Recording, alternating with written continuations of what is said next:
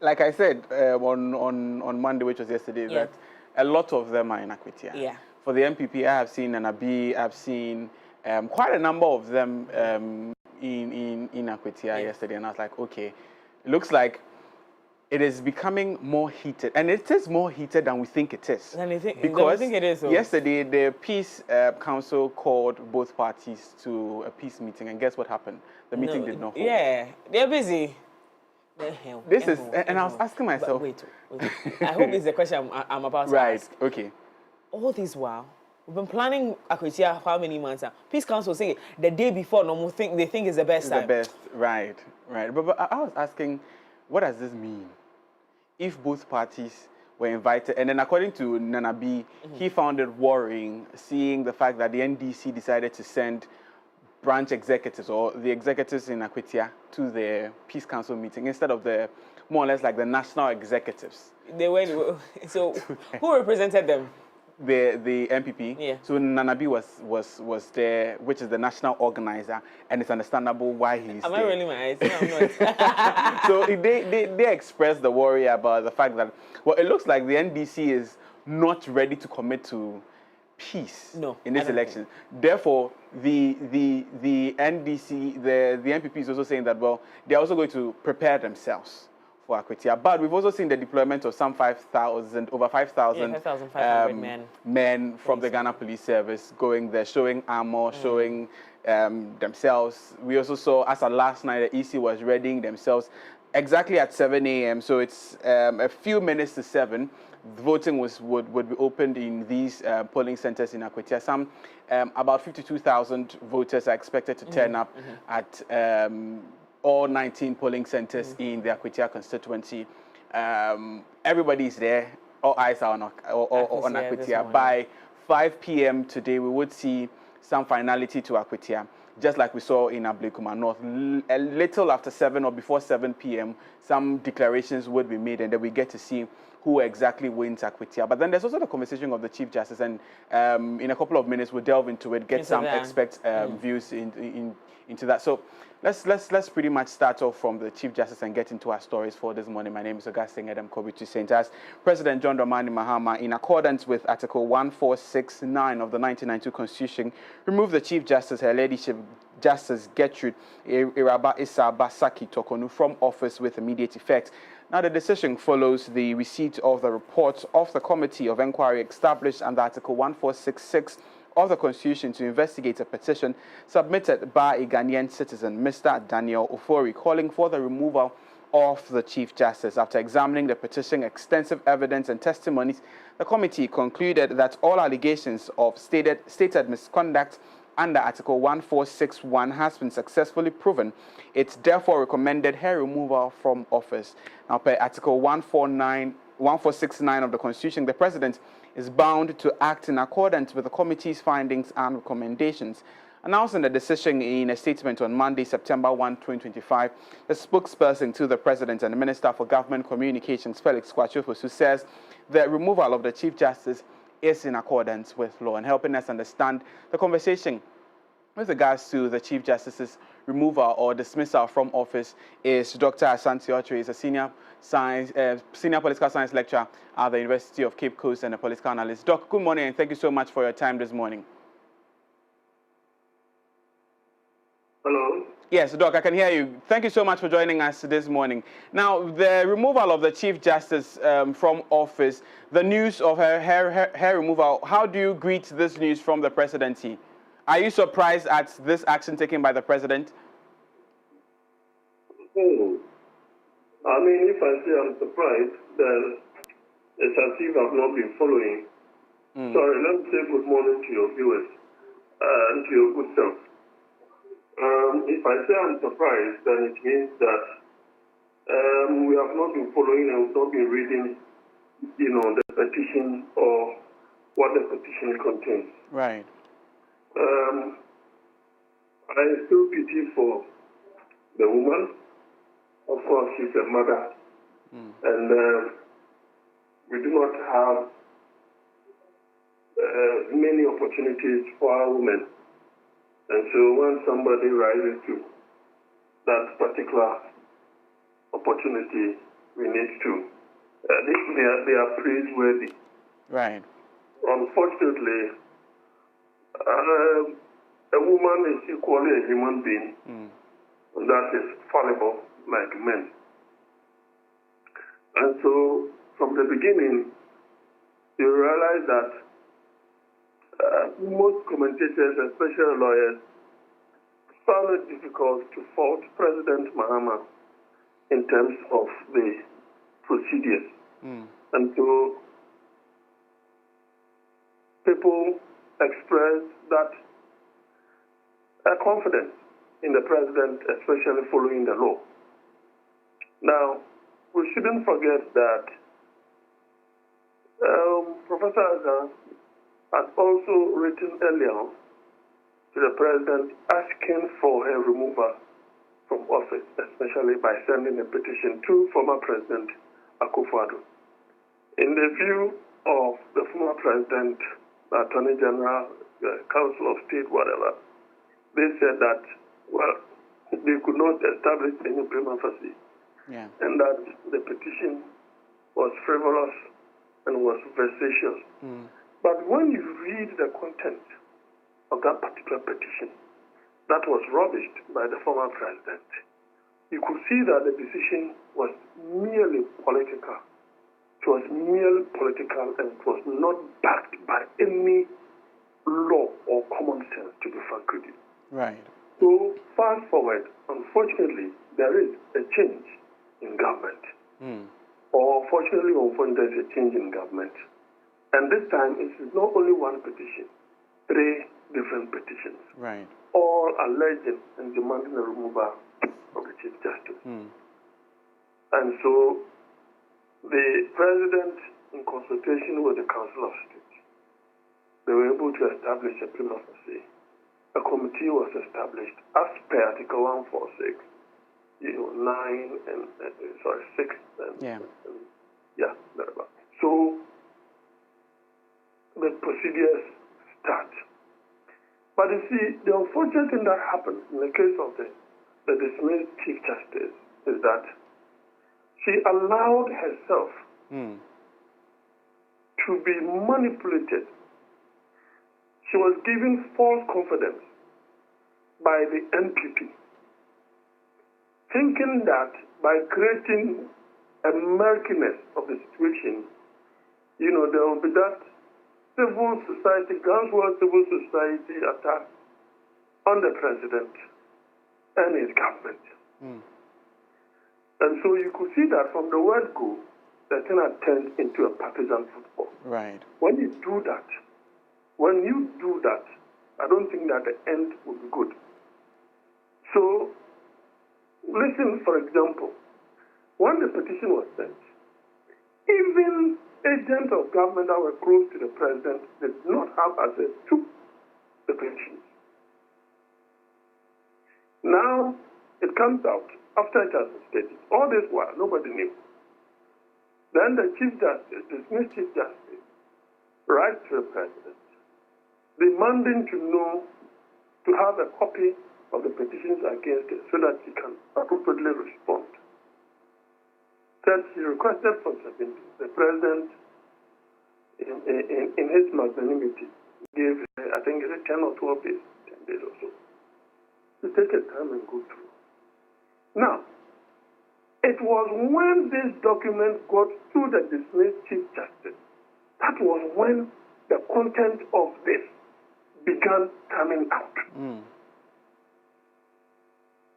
To the extent that Mr. Martin made reference to the document that it was frivolous. You must know that which is contained in a petition before you can make such a claim of frivolity against the petition. Right. So, from the word go, and we know the relation that exists between Sonia Martins and then the dismissed Chief Justice. So, she created a partisan-backed approach or strategy to solving or dealing with this particular issue. So, it poisoned the environment. It became what? Murky. But what worked for the current government and the president, so to speak, is the fact that they were following the dictate of the Constitution. Right. The committee comes out with its report, and they recommend, per the Constitution, is it the 1469 or so? Yeah. Once the recommendation comes, the president has no hand in altering what it contains. And that's where we find ourselves today. Now, I have heard some commentary that, from then they are going to the EC and so on and so forth. For me, look, I have said time without number. This particular EC has never been good. I started talking about this before 2020 election. They've never been efficient. They are incompetent. You have superintended two different elections, 2020, 2024. How many people have died? Who died in 2016? Who died in 2012? I don't remember anybody dying under what's it called? Dr. Sarita. I don't remember. Right. Not even when we're talking about, the regime of Mr. Ron, who was transitioning from military to civilian.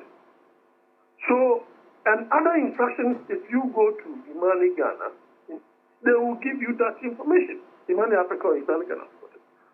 So, that being said, in totality, the simple question I'm putting forth, which I stand to be corrected, is that which state institution allows the CEO to have the opportunity of traveling at the behest or the expense of the state, take a per diem, travel with his or her spouse, and the spouse also takes a per diem. Right. At the cost of the taxpayer. If it is not a fact that I am tempted to believe that the Chief Justice was misled, that she could do so. But at this level, you ought to read. So when they say this person occupying this office can be removed through stated misbehavior, then it means that there must be a manual that you must be reading to inform you of the do's and the don'ts. Right. Do you get the point? There must be a manual. Yeah. Other than that, it will be very vague. And especially when it comes to finance, there must be a manual to guide you, the spending officer, to know that which the rights that you have and those that you don't have. That is where, if you misconduct, they can say that this is stated misbehavior, stated misconduct. Right. Now, so, if on the same vein, how do you do that for yourself and for your daughter at the expense of you and the taxpayer? I mean, I don't get it. Maybe she was misguided. Other than that, I don't think she would have done so. Or because the previous government was in power and probably she's aligned herself to the previous government, its leadership. That's the more reason why she was emboldened. These are all speculations. She might have been emboldened to do so. Unfortunately, there has been a change in government, and this thing has come to harm her. I don't wish that for her. I don't wish that for my enemy. It's just unfortunate. Right. Doc, now, does this not set more or less like a bad precedent? Because there's the commentary on the fact that, well, now the office of the Chief Justice will now become coterminous to that of the tenure of government. That being said, if a government comes and appoints a new Chief Justice, when the government is voted out, the Chief Justice automatically bows out as serving as the Chief Justice of the land. Does this not set a bad precedent? Or it should be a yardstick or a learning process for people, like you said, people in public office who more or less have hands in the public purse? Augustine. This is Augustine, right? Yes, Doc. Yes. I want your viewers to appreciate something. I think that that particular argument is fueled by political partisanship and it is very pedestrian. Right. Didn't Professor Mills come to meet Georgina Woods, appointed by President Kufuor? Was she handed out of office? There were petitions against her. Yes. But all did not see the light of day. If Professor Mills had intended her removal, probably they would have found space for those frivolous petitions. In the view of the former president, the late President Mills, these things did not hold water, for which she continued. She continued under President Mahama. So what is the argument? Right. Now, the other side of this same argument is that, oh, judicial independence is being compromised. Do you want to tell me that for want of an argument, a Chief Justice should kill someone? Because of judicial independence, such gross misconduct must be allowed to go. That is the extremity of the argument. It is an unfortunate thing. It is the first time something of that sort has happened in the Fourth Republic. It is not the first time it has happened in Ghana. This is the first time it has happened in the Fourth Republic. Now, those who think that it set a bad precedent, I'm of the view that no Chief Justice can be removed, whether appointed by a previous government or a new government, when there is no stated misconduct. Misconduct, right. So that argument must be established. It is just for convenience today. That is why people, are making these kinds of arguments. Then it means that anybody at all that has been appointed and has done nothing can be removed by a new government. Right. Is that the case in this country? No. I don't understand. When, for example, misconduct, stated misbehavior, and then incompetence were leveled against Charlotte Osei and two other commissioners, were they not taken through the same 146 by President Akufo-Addo? And the recommendation came, and they were asked to leave. So what is this convenient argument that is being put forth? Even if it takes the current EC to be removed, her misbehavior and incompetence, I think that they will be removed. It is better to save our democracy,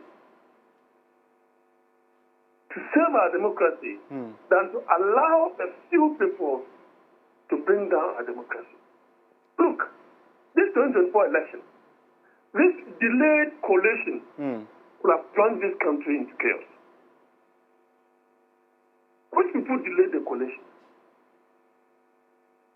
Which people delayed the coalition? And in the 2020 election, the UU observers told us that, yes, our process leading to election is very smooth and transparent. But we must work on our coalition, for that has been a source of corruption. That is what the UU observers said. So some of us expected that period of coalition is something that must be simplified.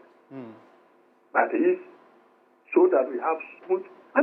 The mandate of the people must always prevail. Right. It shouldn't be the mandate of those who are counted. No, it should be the mandate of those who voted.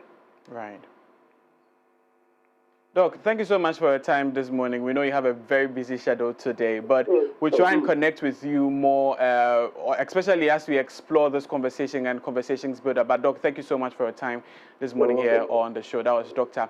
Asante Ocho. He's a senior political science lecturer political analyst. Yes, he is a political analyst. And okay, so now let's also join and speak with Mahama Jinapo. He is an activist, and we are okay. So let's explore this conversation better. And first of all, let's take you to the presidency, where yesterday the committee chaired by Justice Gabriel Scott Poamang submitted the report to the president. Take a look at the statement he made to the president.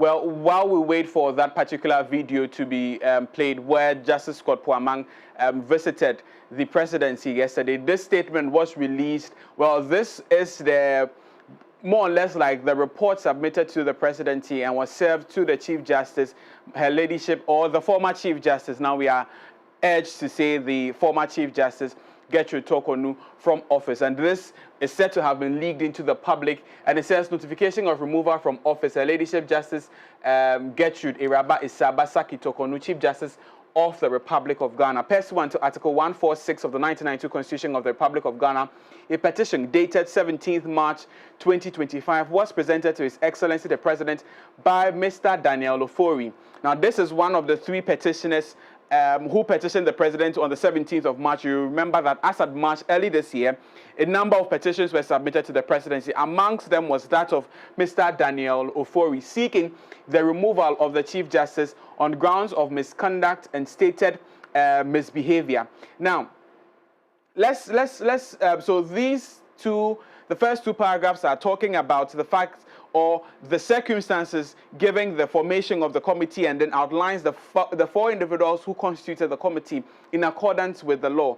Now, it says that after a full inquiry, the committee has submitted this report to the President recommending your removal from office based on the following findings. So people who really do not understand why the Chief Justice has been removed, well, these three reasons more or less like go to explain or to tell why she has been removed from office. And it says that in the opinion of the committee, the travel expenses which the Chief Justice served on the judicial service when she traveled on holidays in September 2023, first to Tanzania with her husband and second to the United States of America with her daughter, together with the payment of per diem to their spouse and daughter of the Chief Justice, contribute or constitute unlawful expenditure of public funds. It cannot be it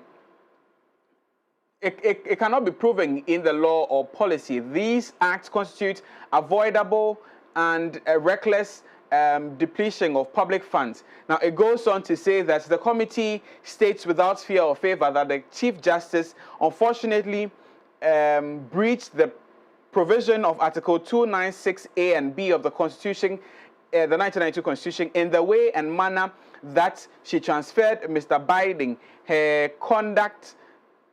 So the transfer of Mr. Biney, her conduct amounted to misbehavior. So these two, in addition to some other reasons given by the committee. Now, the committee says that it is of the view that the conduct of the respondent surely squarely in the category of conduct breaches. Well, unfortunately, this is quite not clear. But for the full details, you want to visit mx24online.com, where we put out the full details of the three reasons or some of the justifications the committee gave for the removal of the Chief Justice. But what we know and was cited by Dr. Asante Otre is the fact that she traveled on the ticket or on the back or on the funds of state monies that were paid by the state for her travel to Tanzania and to the United States. And then they also cited the transfer of the said Mr. Biney, as well as other recommendations or other issues of misconduct the committee found worrying and suggested to the President. And the President, like Dr. Asante Otre says, that the President acted in accordance with the law, and it says that the President is mandated to honor or respect or to execute the findings of the committee to the latter. We are joined this morning again by Mahama Jinapo. He is a regular on the AM Club. Mr. Mahama, good morning. Thank you so much for joining us. Hello, Augustine. Good morning. Right. Now, this morning, aside Akwitia, another thing that's trending is the removal of the Chief Justice from office. We've seen some reasons given for the removal of the said Chief Justice. Now, how do you meet this news, and are these reasons more or less like enough basis for her removal from office? Thank you very much. I would like to say good morning to everyone who has joined us for this discussion this morning. The Chief Justice removal, I think the timing is quite curious. The timing is curious because Akwitia today cannot receive the full attention of the Ghanaian people because our sentiments are divided between the CJ's removal and the by-election. Yeah. Yesterday, we're having a discussion in the studio about the, the taste of the air in Akwitia and the level of security that is required for us to conduct a simple by-election. If anything happens today, yes, I understand that we have the CJ has been suspended for quite some time, but today, as we are speaking, we don't have a CJ. We have somebody acting in the capacity of a CJ. And so if anything happens at Akwitia and you are taking the issue to court, you might be wondering if you are going to receive, the full administration of the law. Right. But this particular incident, the removal of the CJ, it is not in isolation. It has happened before. And yet the political nature with which this particular one was conducted cannot be ignored. It cannot be ignored. Right. I listened to the previous speaker, the political analyst, who made some very salient points about the sentiment of politics when it comes to the removal of the CJ. But in this particular case, we simply cannot ignore it. We simply cannot ignore it. And why do I say so? The reasons for which the CJ have obviously, according to the committee, the reasons for which the CJ has breached her expectations and must be removed, I must say that they are quite flimsy. We are all human. You and I both. We are human. The CJ is also a human being, a woman.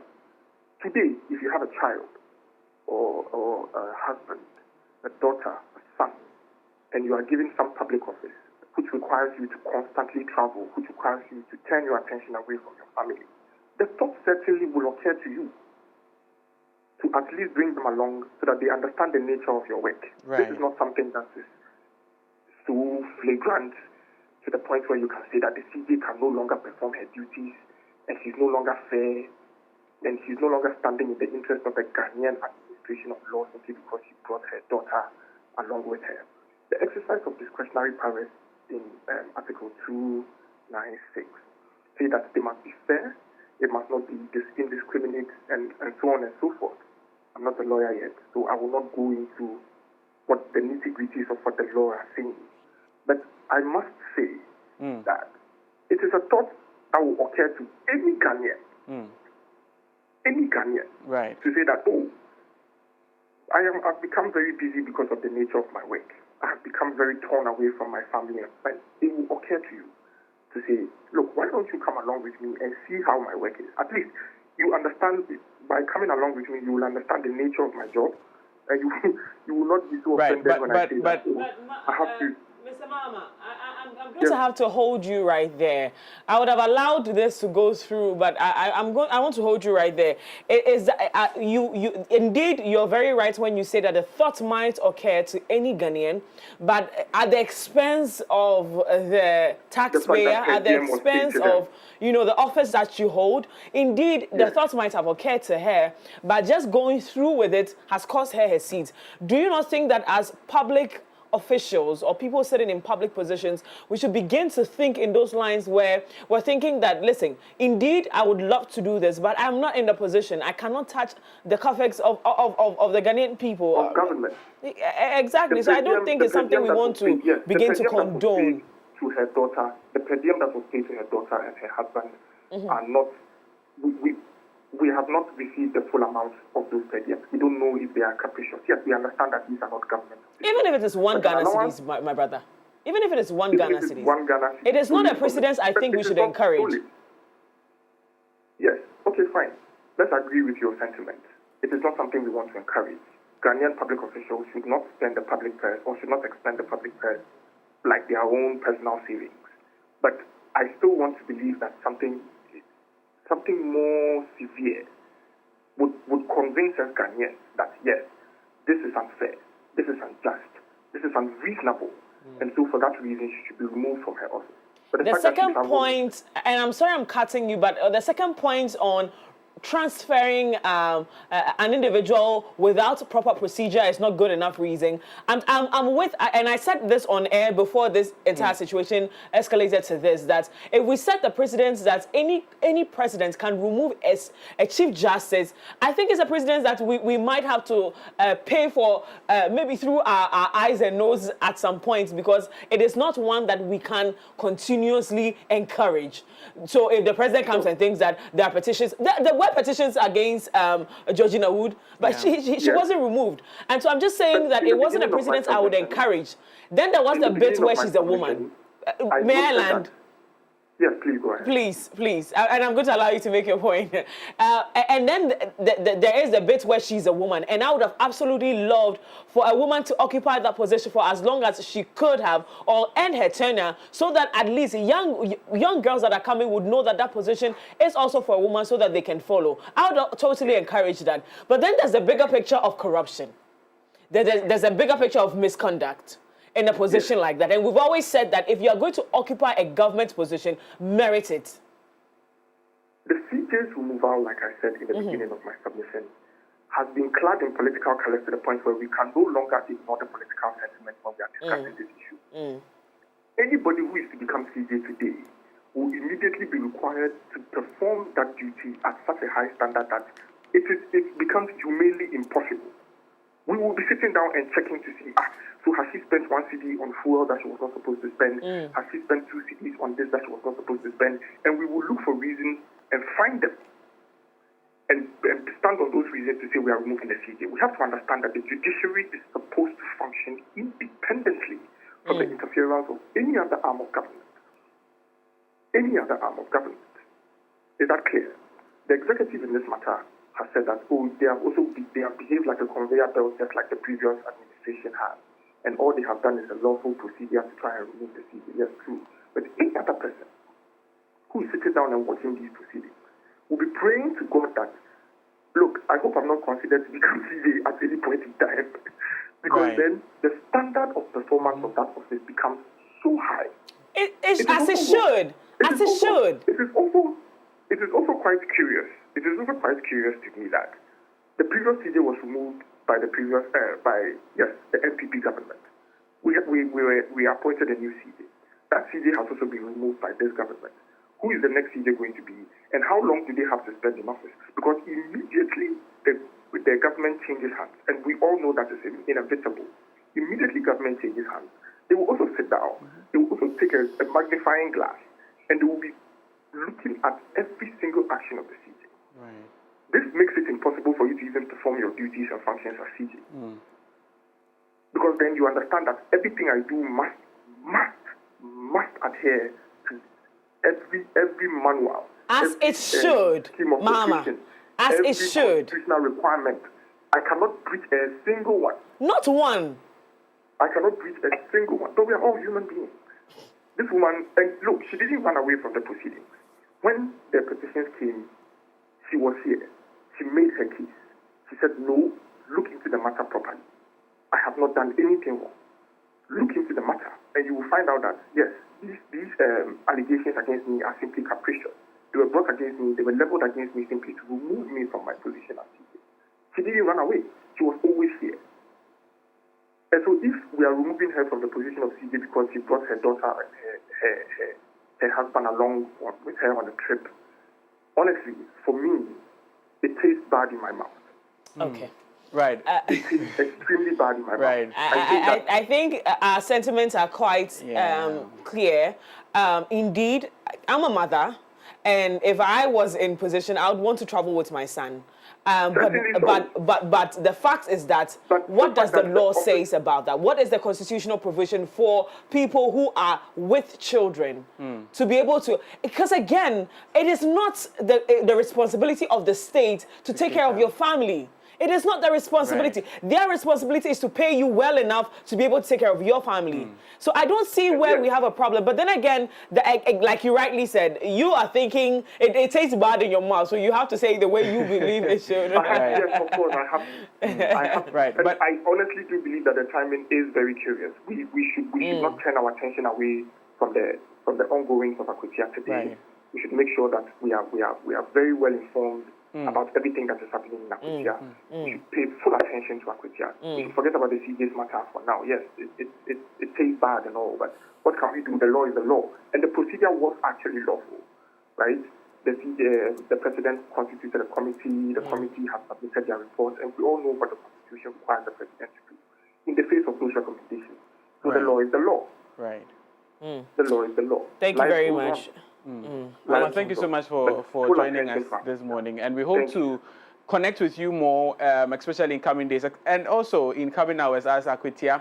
In a couple of hours, we'll see some finality to who represents them in Parliament following Ernest Kumi's death. Thank you so much for joining us this morning. And well, for the full details of what is happening with the Chief Justice, of course, we know there was a statement communicated from the presidency and signed by Felix Kwachiofosu that outlined what really the stance of the presidency is. And then there was later a statement issued for the warrant of dismissal or removal from office released by the president in line with this particular conversation. Now, before I go quickly, let's walk you through the history of Akwetia, because we know that later today, or as at now, voting will commence. It is some 8:28 a.m. Voting has started in Akwetia. Let's walk you through the brief history of Akwetia and what the conversation is, because maybe you would remember that I said Akwetia is no man's land. If you look at the data, it has proven several times that Akwetia is no man's land. This year it turns to the NPP, the next year it turns to the other party, the NDC, and so the past 4 years has been the dominance of the NDC in the constituency. In 2024, we saw Ernest Kumi break that dominance and then brought in the NPP. But that's changed the narrative. And also, there's a sentiment of the people of Ghana that really your party, that's the NPP, is an opposition. You can really not bring lobby for development if you should go to Parliament. Therefore, we are going to ride on the back of the NDC and send the NDC candidate to lobby for development. It's quite interesting. And if you really look at the numbers and the balance of power in Parliament, right now the majority, that's the NDC, has more or less like a super majority. What would the addition of the Akwetia seat mean for them? Well, it will still reinforce their dominance in the constituency. So there you see Solomon Asumado of the NPP and then lawyer Bernard Bediako of the NDC. We've also seen polls from, electoral watchers. Global Info Analytics recently released its poll talking about the fact that, well, it's giving the NDC more or less like a very narrow win. And this is the history of Akwetia from 1992. So like I said, it's been from 1992, it was an NDC seat for the past 8 years in 1992 and 1996. And then a switch comes for another 8 years in 2002 and 2008. And if you look at it, it's quite interesting because each candidate comes in fresh and then more or less like wins the seat for the party. So in 1992 was the new face, Gilbert Kwesi, and then in 1996 we saw Alhaji Mohammed Sainam also win the seat for the NDC. And then in 2000 it flipped to Kingston Akumesi Kisi, who won for the NPP. It flipped, well, it did not flip, it still stayed in the NPP. And then in 2008, Kofi Asare won for the NPP. And now this is where the narrative changed. Then it became a win for a term, where Baba Jamal in 2012 won for the NDC. It flipped in 2016, Mercier Dujemfi of the NPP, and then it flipped to Henry Boache in 2020 of the NDC, and then it flipped again to Ernest Kumi of the NPP in 2024. Will it flip again since it's not 4 years yet? Right. And that is a conversation on the lighter, because it is more or less like 6 months into this administration. Would this reinforce the narrative that they are doing well? But then let's see what else we can explore in Akwetia. Right. So, well, at least this history gives us a background of what we're looking at. Again, like on a lighter side, it's not 4 years yet, so it's not time for another political party. But let's look at what else we have. So for this, I wanted us to look at the vote margins between each candidate. Now, this is the just ended 2024 elections that brought NSE Alkumi into power.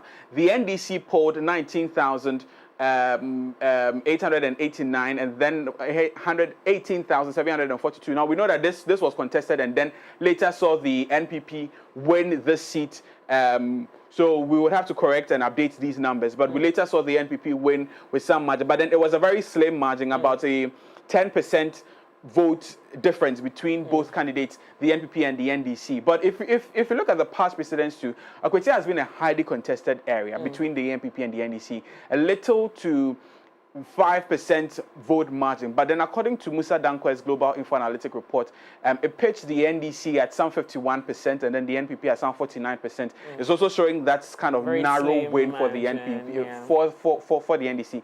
And it's giving a lot of people questions that if this is already the narrative, this means that the NDC has a lot of work to do if they really want to win an overwhelming majority of the 52,000 of voters in Akwetia. But it's going to be interesting number of hours going to see what's going to happen later today, whether the seat would flip in a matter of months or it would remain in the camp of the NPP, and what it would mean for the NPP in Parliament and what it would mean for the NDC in Parliament. We'll actually bring you that breakdown subsequently, but that's all for the morning news on the AM Club. You want to stay glued to MX24 because today will be your eyes and ears from the grounds in Akwetia, bringing you updates and highlights as the show progresses. And also join us on Facebook, Instagram, and on X as MX24GH. Don't forget our YouTube channel, MX24. Or for more news, visit mx24online.com. My name is Augustine Adam Kobiti Saint. Enjoy the rest of the show. Thank you so much, Augusta, for coming through. Like he said, we'll be your eyes and your ears on the grounds at Akwetia. We'll be giving updates on what's happening over there. He will be busy today, okay? This man will be very busy. I wish you all the very best. Well, thank you so much for that. Visit the MX24 app to catch up on all the fun and excitement of the AM Club shows, featuring engaging conversations, thrilling live segments, and exclusive content you do not want to miss out on. It's time for us to get into sport right here on the AM Club. Visit www.mx24online.com for news, exclusive behind-the-scenes videos, up-to-the-minute sports updates, and the latest broken pen stories now. Experience more of MX24 Online. Visit mx24online.com today. MX24. Fun, fearless, and factual.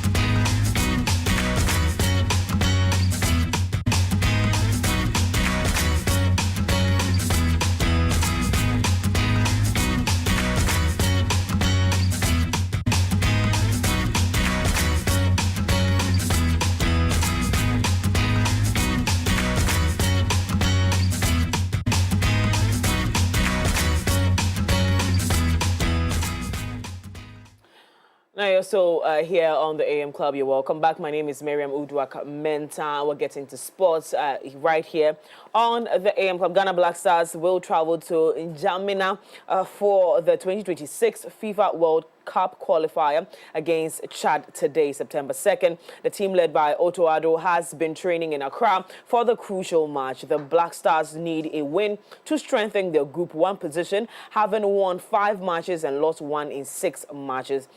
12 players trained at Accra Sports Stadium yesterday, while the rest will join the team for the trip. The Black Stars will face Chad at Stade Olympique Marichal Idriss Déby Itno on September 4th, 2025.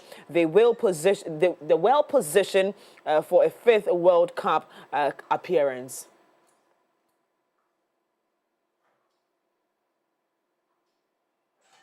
Now, away from that, Liverpool FC have completed the transfer of Alexander Isak from Newcastle United for a new British record fee in the region of £125 million.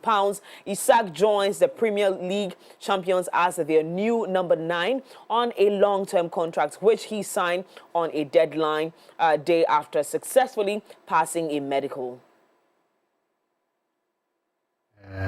It's been a long journey, you know, to get here. But I'm super happy to be a part of this team, this club, and everything it stands for. It's something I'm proud of, and I'm really looking forward to. Why was it Liverpool for you? Why were Liverpool the club you wanted to join? I think it's a mixture of what the club is building but what they're building on top of what the club already is and the history of the club.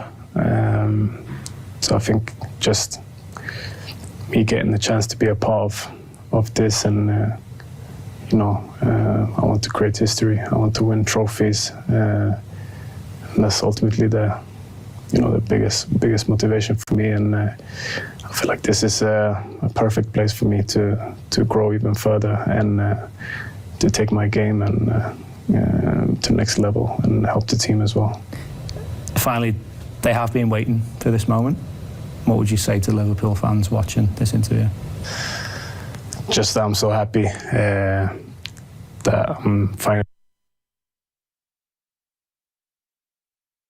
One transfer that has been marred with a lot of controversy officially has happened, and so we wish him all the very best with his new club. Now, away from that, Sheena was labelled an artificial intelligence player by opponent Alexander Bublik after the defending U.S. Open champion ruthlessly raced into the quarterfinals. World number one, Sheena needed only 1 hour and 21 minutes, the second quickest win in the men's singles this year, to achieve a 6-1, 6-1, 6-1, 6-1 victory against Kyrgyzstan Bublik in that game.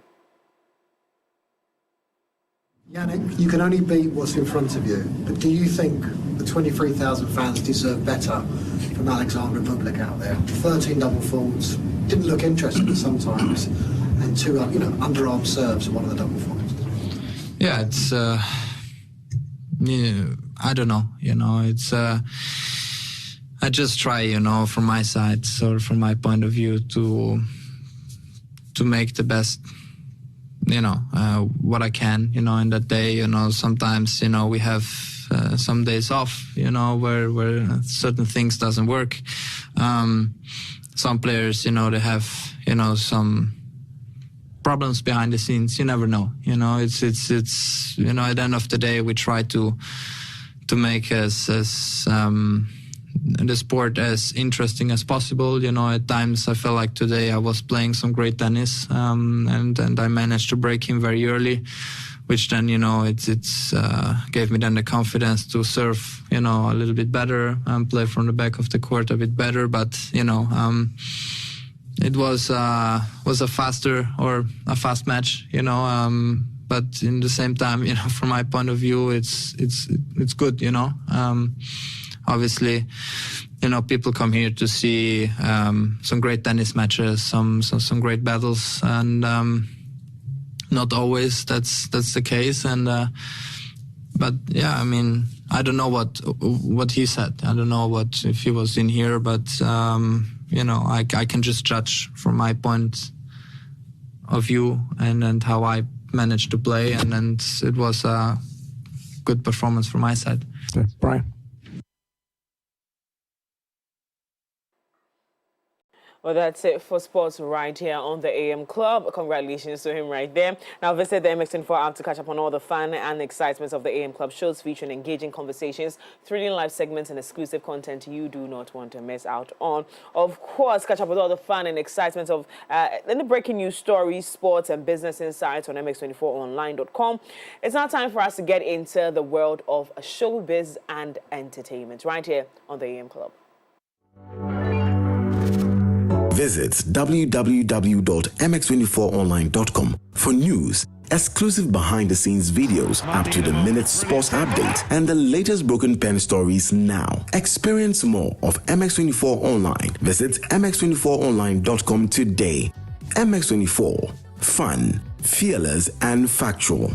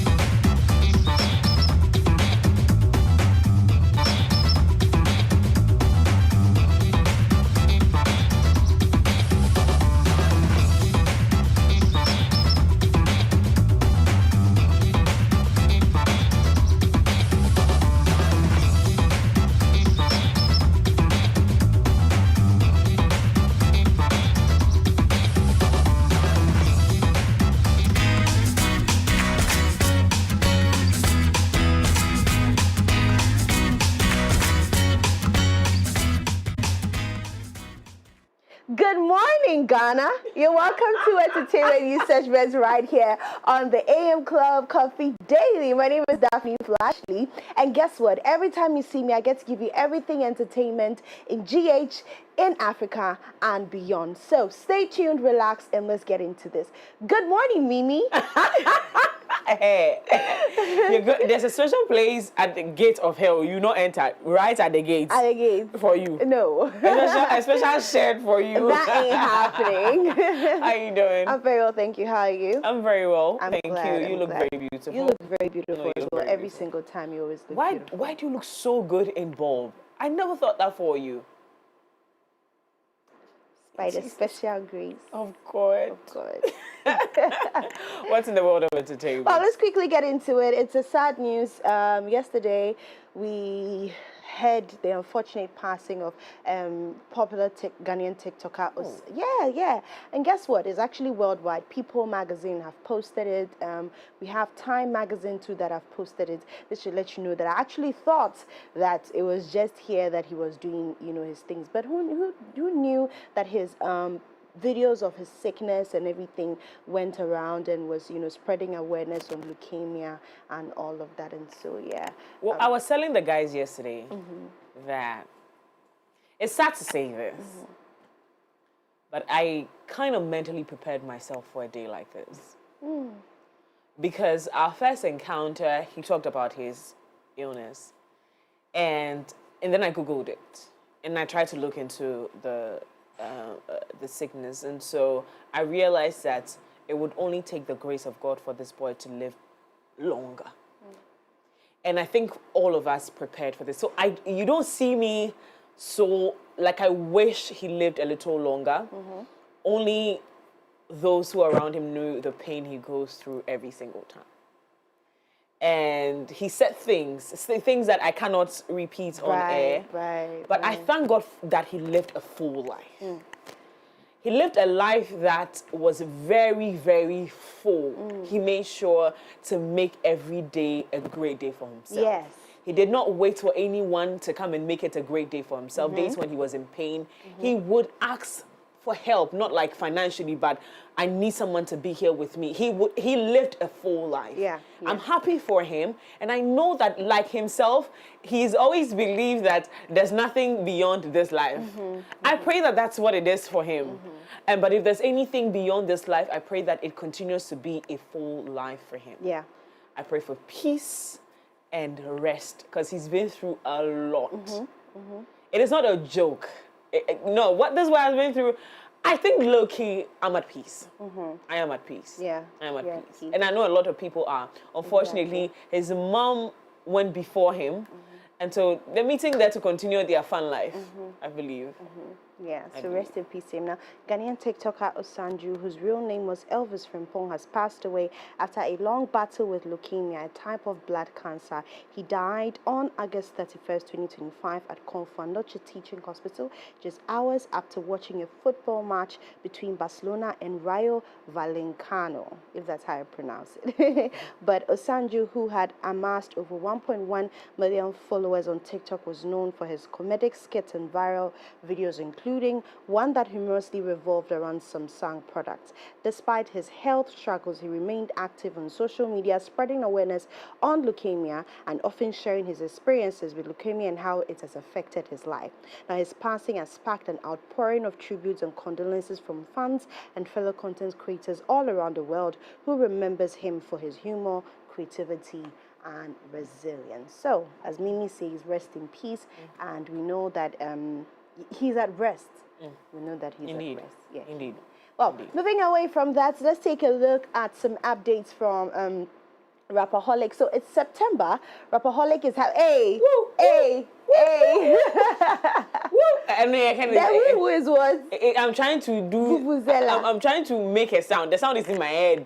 It's not coming out. Wow. Yes. Let's get into it. Rapperholic is here, and it's September. In fact, this September, lots of things are happening. Yeah. Why did we fix it in September? What happened to the other months? They'll be jealous. People. But yes, Rapaholic is coming in September, and also in Kumasi at the Baba Yara Sports Stadium. Now, yesterday, during his update on it with Don Saxes, he had a conversation saying that he's actually had Rapaholic done in Kumasi before, but this is going to be a different experience. He needed somewhere that he feels like when he's going to stand, is going to make a statement, and Baba Yara Sports Stadium was the place for him. Baba Yara Sports Stadium or nothing. It's about time. It's about time. He made that statement. Exactly. Somebody needs to write his name in history completely, and this one kind of just starts the journey for me. This kind of starts the journey for me. I think that if I mean, with what he's doing, then we can say Rapaholic won't only be in Accra. It can be at a Tamale stop. It can be at a Takoradi stop. It can be at the O2 Arena.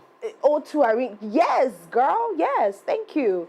I was thinking local. What's wrong with me this morning? But thank you for pulling my mind there. This is to let you know that he is not just in a box. Sarkodie is who he is, who he's ever been, who is going to ever be. Whatever he thinks he is, he's going to is. He's the GOAT. He is the GOAT. He is the GOAT. Clarissa would say GOAT. Yes, he is a GOAT. And so, yes, Asanteman, he is coming home. Indeed. Exactly. So, let's get into the update of Rapaholic 2025.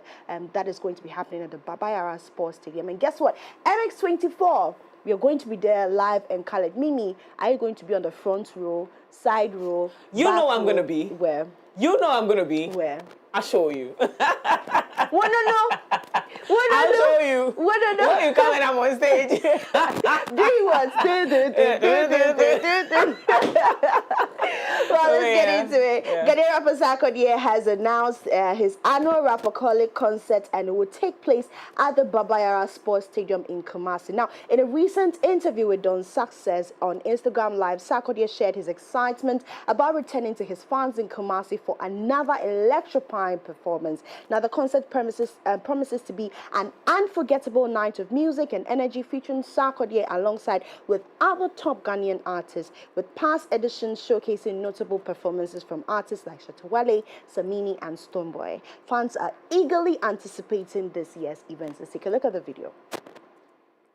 Most of the issues with Sark Nation and you are new challenges, and one of them currently is you performing at the stadium in Kumasi for Rapaholic, because you mentioned it, I think, two or 3 years ago on the Rapaholic stage, that you'll be doing Kumasi very soon, and you have it. Yeah. So I wanted to know what decision came to. Did you come by before agreeing this year that you wanted to do Kumasi before December? You know, we've always wanted to do Kumasi. You know, we've done Kumasi before. We have done Rapaholic in Kumasi before, but it wasn't on this, grand scheme of things.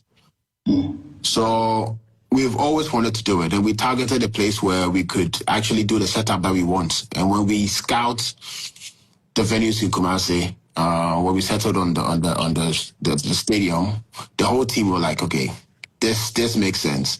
And it's only right, always when we stay in Accra, Rapaholic, we are still doing this year, Rapaholic in the December one, we'll be doing it. But we have to take it to Kumasi. So it was a goal for me when I heard it. Just that for some funny reason, I think the whole year in general has been a bit dark. This past few months has been very, very dark for a lot of people, the whole of Ghana, even families. You hear people who go food, which is I don't know. So that kind of like slowed the energy a bit. But yes, definitely on. I am pulling up in Kumasi. I can't wait. I'm in the studio now. I do my late night walks to get my breath on point, because me, I don't mind. I have to be doing everything live. Yes, live. So I'm doing a lot of cardio, doing a lot of walks, doing rehearsals.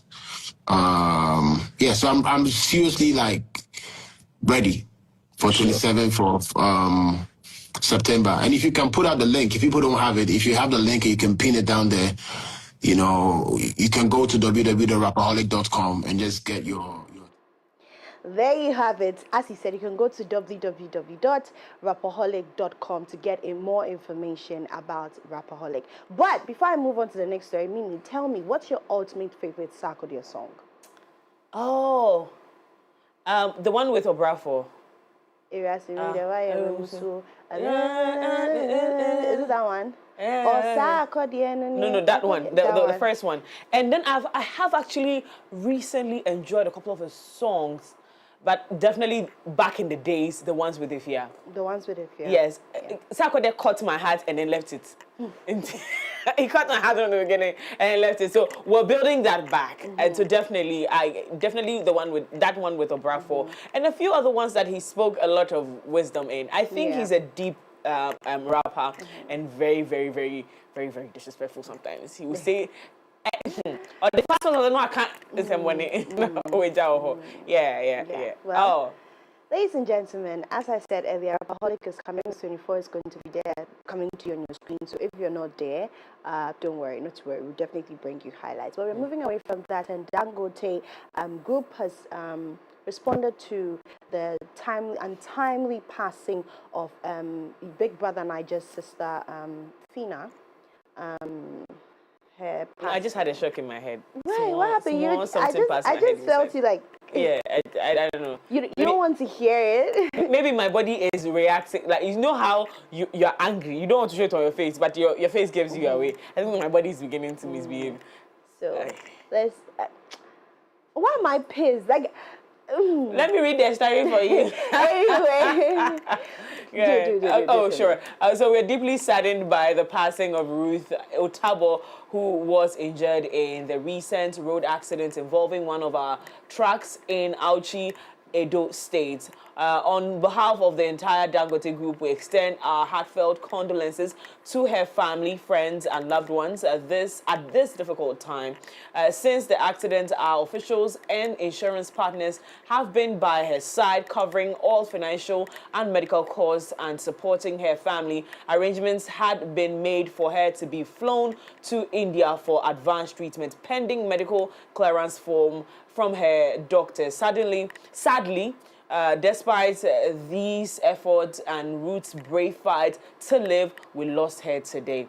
At Dangote Group's safety, accountability and compassion remain at the core of our operations. We remain committed and strengthening our safety systems and supporting those affected in moments of tragedy. May God grant her mercy and eternal rest. Signed, Management, 31st August 2025. Good luck to them. The ones that are left in the hospital, make sure. Just make sure. That's right. Just make sure. The little girl that is not able to cover her bills till now. For 11 years. For 11 years. For 11 months, sorry. 11 months, she has been in that hospital. Just make sure. Just do that. And we might forgive you. We might be okay. We might just look at you again. Yeah. It's not good PR for now you, I'm buying Dangote cement. They've lost me. When I'm building my house, no Dangote cement. Jata cement is there. You want to do that. Exactly. That's Ghana made. Me and you, Dangote, we are over. Well, ladies and gentlemen, this is what we have for you today on Entertainment News segments. My name is Daphne Flash. I hope you enjoyed today's segment, but there's more coming up for you throughout the show. And do not forget to get active with us on our social media pages on Instagram, Facebook, X, everywhere you find MX24. Get updated with us on more entertainment stories and more. Good morning, Ghana. Bye-bye. You just couldn't wait to do that, could you? You just couldn't wait. I want to do it. Do it one more time. Good morning, Ghana. In fact, we'll have to do our own. Early in the morning. Good morning, Ghana. It's good to be on a... Thank you so much, Daphne, for coming through. This girl, she brings out a part of me that I don't like. Hey, avoid me. Well, having said that, we're moving into other big conversations right here on the show. But before we do that, Telecel Cash, your secure and convenient cash platform, is still offering the lowest charges ever. Even better, sending money from Telecel Cash to Telecel Cash is still free on the Telecel Play app. So whether you're paying school fees or sending cash to your favorite people, send it keke. Remember, you can make payments to all networks, all other networks everywhere. Cash transfer is accepted as means of payment. dial *110# or download the Telecel Play app today. Na send it, keke. Having said that as well, there's more on Telecel for you. They said more data, same old price. And of course, Telecel bundle allocations have been reviewed. Now offer 10% more data at the same old price. In addition, your favorite 400 Ghana cedis data bundle allocation has increased from 190 GB to 250 GB and does not expire. This means you get to enjoy more data at no extra cost. Simply dial *700# or *530# to access a variety of unbeatable data deals on Telecel. Don't miss out on these enhanced offers. Stay connected today. Telecel, connecting energies. And that's about it for Coffee Daily. I hope you enjoyed this one. Coffee Daily is brought to you by Cowbell Coffee. We're getting into Lifestyle Daily. Today we're talking about the evolution of electric vehicles. I don't know if you've driven one before, but they're so far one of the coolest things I have seen in the world. But what are the nuances? What are the benefits? All of those conversations, we're going to be having them right here on the show. So stay with us as we move into Lifestyle Daily. Visit www.mx24online.com for news, exclusive behind-the-scenes videos, up-to-the-minute sports updates, and the latest broken pen stories now. Experience more of MX24 Online. Visit mx24online.com today. MX24. Fun, fearless, and factual.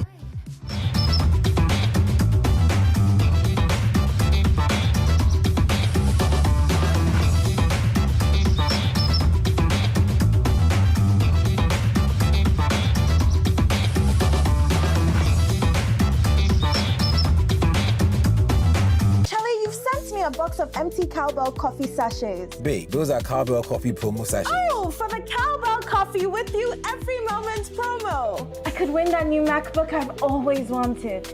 Or win Netflix subscriptions. Or that vacation you've been waiting for. Just submit 10 of these sachets to reveal a unique code printed on the inside. Dial to input your unique code. Or you can scan the QR code, which takes you to a microsite where you can input your 10 unique codes from the sachet. Your phone number is your entry, which makes you stand a chance of winning so many prizes. Wait, want to know my fave? Brand new Suzuki Jimny SUV. Check out the website for more info. This advert is FDA approved. This promo is regulated by the NLA on the Caritas Lottery platform.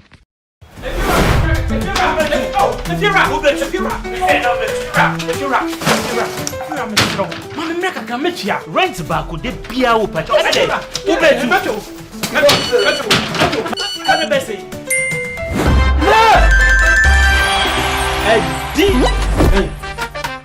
Come on, come see what? Hey, wait, this guy. My friend, still before. It's the Telecel Too Much Money promo. Win cash daily, weekly, and a grand prize of 1.2 million Ghana cedis. Just reload or buy a bundle with Telecel Cash to earn points and stand a chance to win big. Dial *500# or visit the Telecel Play app to opt in and start winning in the Telecel Too Much Money promo. Terms and conditions apply. This promo is regulated by the NLA on the Caritas Lottery platform. When is happening? If you're a baby, many schedule no. If you know, meto etiaka. Inti ene, wono ba no mpe baby amobeda. Oh, no abeka. You did too much money. No matter. Telecel, connecting energies.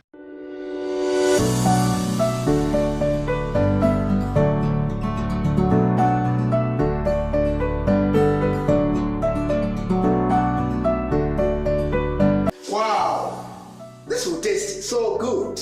Hope it's good for me too. This is Coca Instant Noodles. Come join us. Coca Instant Noodles. It's so delicious. You girls are now come. Don't tell us we are late. Wow. Coca Instant Noodles. I have the vegetable flavor. I have the chicken flavor. And the spice. I love it. And the taste. Oh my god. So delicious. For bulk purchase, contact 0536 930956 or 0266 721234. This advert is FDA approved. Once upon a time, in the heart of Accra, a man in his fancy car sought directions. But oh, the Ghanaian way. Hello, bro. Good afternoon. Good afternoon. Can you please show me where the Presby Church is? Oh, sure. Go straight. 10 left at the big mango tree with the broken branches with most of the mangoes falling. Right after that tree, there is a water cellar. If you reach, ask there. Anybody will show you. When the Black Stars take to the field, every Ghanaian becomes a coach. Why Fatika on to be dribble? The coach must go. The sacred cue for our beloved Gobe. As we wait patiently, rehearsing the perfect vibe. Have you acted? Mami Gobe Nubu, the Kokono. One Garino. These, my dear ones, are some few moments that makes our Ghana truly special. And as we share these stories, let us also remember a plate of lele rice, connecting our hearts through the flavors of our culture. Lele rice, ye nimno free tete. This advert is FDA approved. Hey, so mommy, who is going to do my wade jollof? Oh, Kwame. You know our secret, right? Yeah. Efia. Yes, me. I've got it. Now, add your Chino jollof mix. The perfect blend of tomatoes, pepper, and fine herbs and spices to ensure a consistent taste every time. And there you have it, your original Ghana jollof. Jollof soko. Jollof soko. Tasty nye.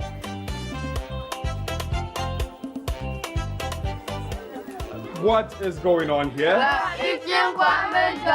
Enjoy jollof the Ghana way. Gino jollof is made with the perfect blend of tomatoes, pepper, and fine herbs and spices to ensure a consistent taste every time.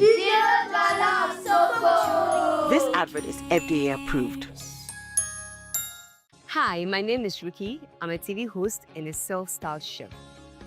Cooking is my ultimate passion, and it's something I would say is my calling. Now, for those who cook a lot like me, there's one fact they'll always state. Ingredients decide how tasty your food is. And for me, the game-changing ingredients is water. Tap water at the moment is not the best option considering what's going on in the country.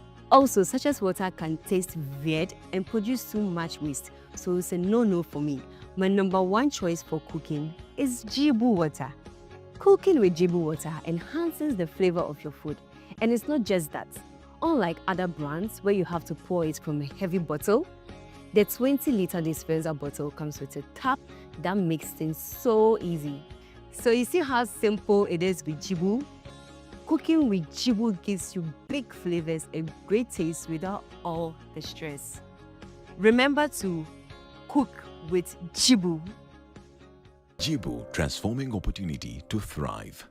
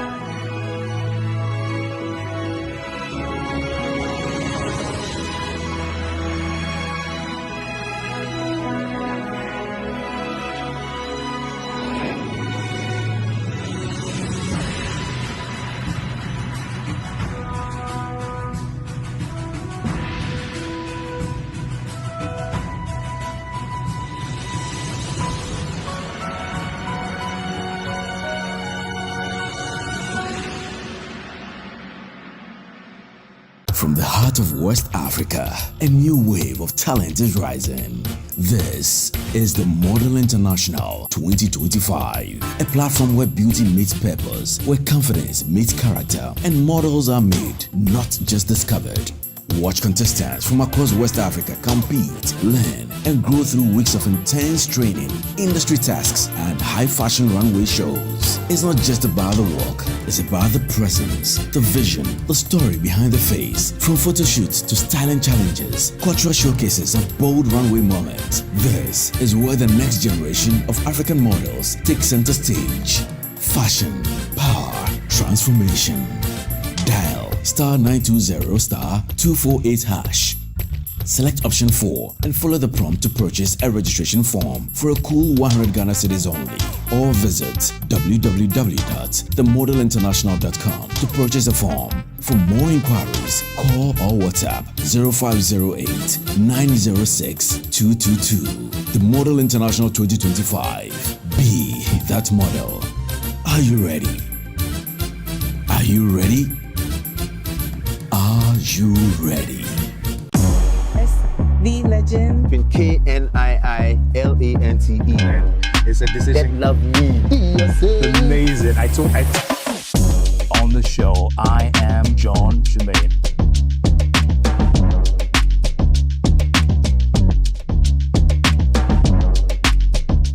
Welcome to Building Bites, where Ghana's tech stories come to life. We are on a mission to tell relevant stories about Ghana's tech ecosystem. Stories that inform, inspire, and ignite growth and innovation. We speak to the builders behind Ghana's favorite startups. There's a popular conception that AI is going to replace engineers. I had never developed an application before because I was coming from data science, now learning software. I literally went like, oh, by the way, I can build this app for you guys in 3 months.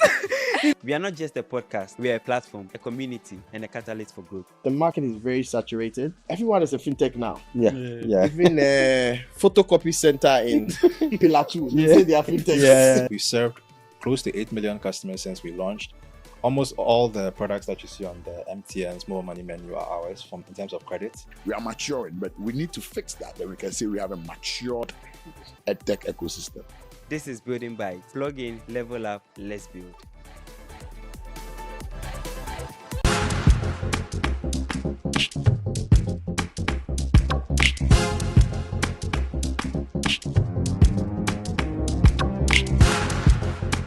I want to find out one thing. What happened with you and Cookies? One day Cookies calls me and says, bro, I want to do my solo album. Ghana, if somebody go blah blah, even for the media space right now, go talk your mind right now, they go talk to they go blacklist you. Event organizers self, they go then boom on it, balance money. Politics was a part of our group. One of the times we featured on 9,010 labs. Fluid. So I called him. So speak to my manager. Where? Patience is a virtue that carries a lot of weight. Yeah. Always know that you live to fight another day. I feel say we musicians, one thing we like do, we know how to create. Yeah. But the business part, we know to add them to whatever we do. Me right now, as I stand here, everything is about marketing. If I do the people I was looking up to, these two boys called famous people. Their work looked like they had like they were like 17 people or 20 people.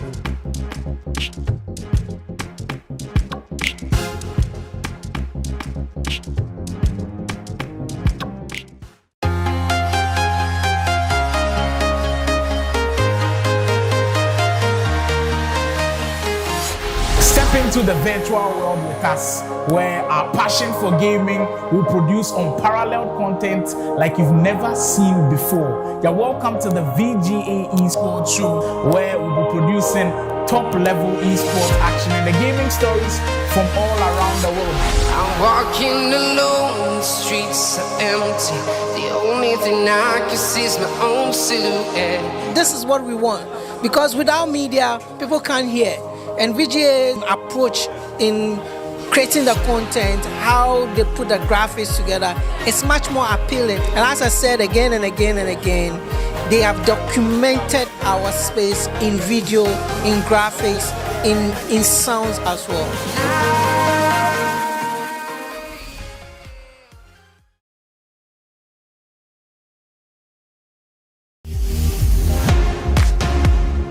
Long live high school clique. We are more than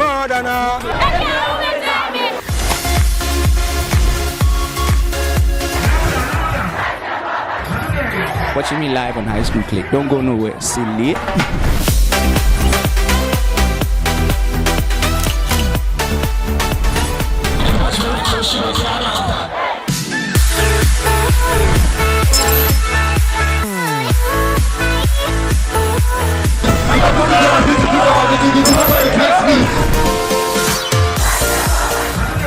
Watching me live on High School Click. Don't go nowhere. Silly.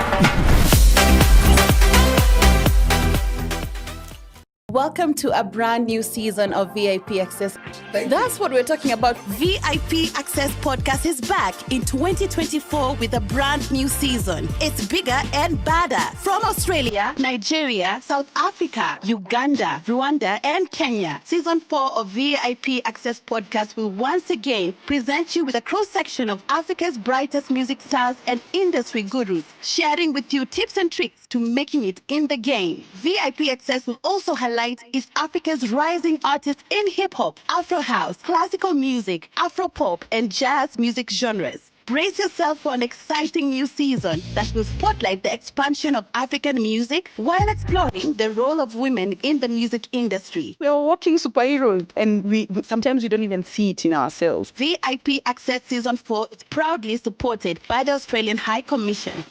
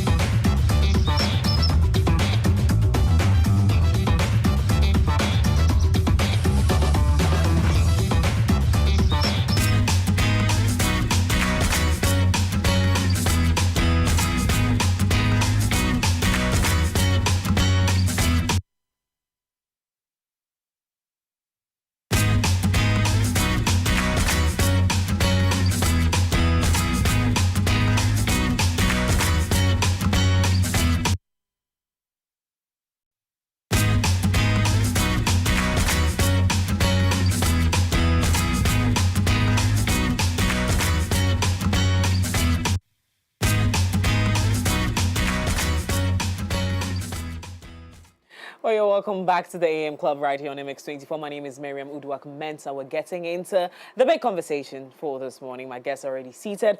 Before we get into our conversation, well, I advise you, my team and I would like to advise you people to drink water and mind your business. Like the business that pays you, you have to mind it. But you people don't like to listen. But we're telling you this morning, please drink water and mind the business that pays you, okay? The business that pays you. And you cannot just drink any water. Jibu water is our recommendation. It is healthy. It is hygienic. It is the best on the market with options of our innovative 20-liter bottles that come with a tap and 18.9-liter bottles. Your dispensers will have a breath of new life as our clean and hygienic Jibu water flows through them for your consumption. So whether you need a cool drink to quench your thirst or fresh cooking water to make your meals taste its best, Jibu water is the answer to your clean water needs. Contact us today on 020-9845817. That's 020-9845817. Or visit our website at www.jibuco.com/gh for more information about our brand. Jibu water, a better life. Looking for a quick, delicious and authentic meal that brings the rich flavors right to your table?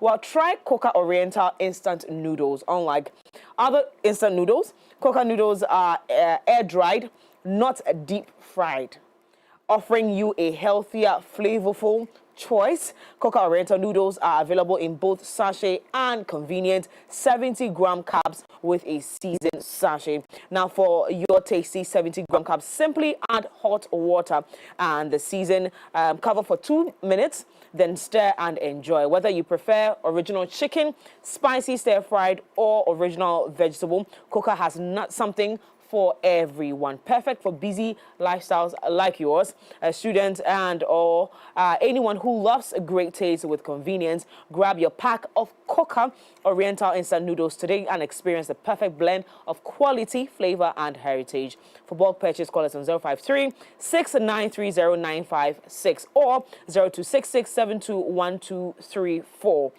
Coca Oriental noodles, your delicious choice. And it is so delicious. This advert is FDA approved. Now, into our conversation for this morning. I was telling you earlier that my first time sitting in an electric vehicle, I was wondering, what are we doing here? Are we about to die? Because this car is moving on its own. And obviously this wasn't in Ghana, because if it was in Ghana, I won't sit inside. But we're going to be getting into that conversation. For our big conversation, we're discussing the evolution of electric vehicles. And joining us for this conversation, Peter Egyin-Mensah.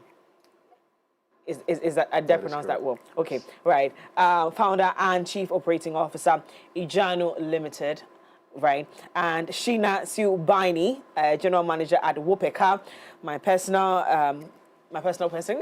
I was going to say something, but I just realized that now I cannot say it. Good morning, how are we doing? Hi, good morning. We're good? Yes. Good.